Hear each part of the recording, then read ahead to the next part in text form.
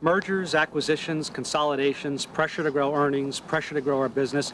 It's really easy to get lost in the details and to be overwhelmed by them and lose focus on what we're here to do, which is to take care of the customer. And I believe if we focus on the customer, all those other things will take care of themselves. Now, you're about to meet a remarkable woman. Her courage and her candor will move you. And I urge each and every one of you afterwards to just take a minute and mentally walk away from the pressures of your office, the phones and the faxes, and think about why we're in business. My name is Renee Karr. I live in Lawrence, Kansas, and I have a brain tumor that is called a glioblastoma, grade 4. It is cancer, malignant kind. It is the most malignant kind. She did express a desire to be able to leave some funds for her sons. We've kept the policy in force. There was a time when she called and said that she needed to drop the policy because of some financial concerns and changes in her life.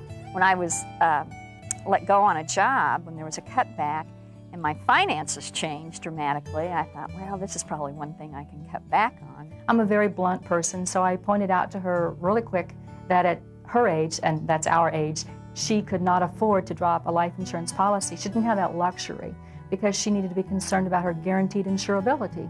So it's so important, once you have a life policy, to keep it. You look at life insurance as a way to help your family or whoever you leave that to.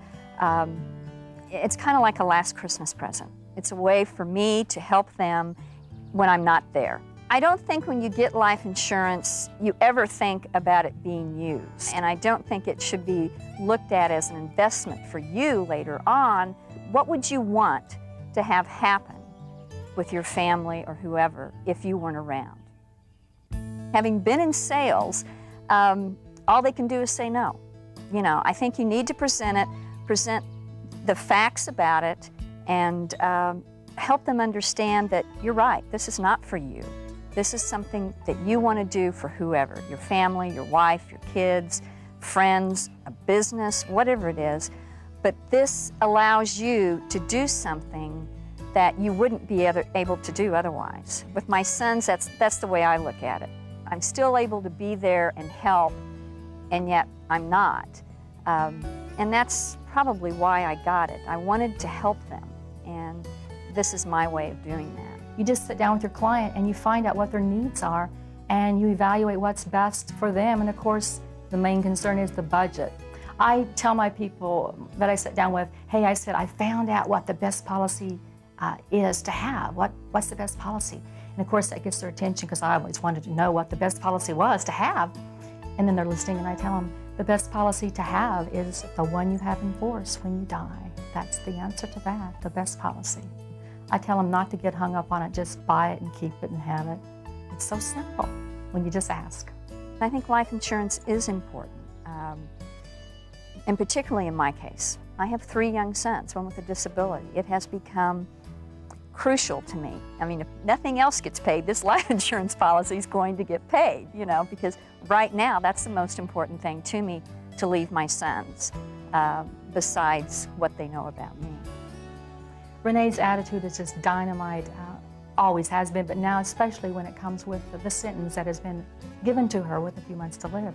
She has a sense of humor, always has had a sense of humor, which I too have had, so we've had so much fun dealing with what life has dealt here because she laughs at it, and you have to laugh at it and cope with it in that way.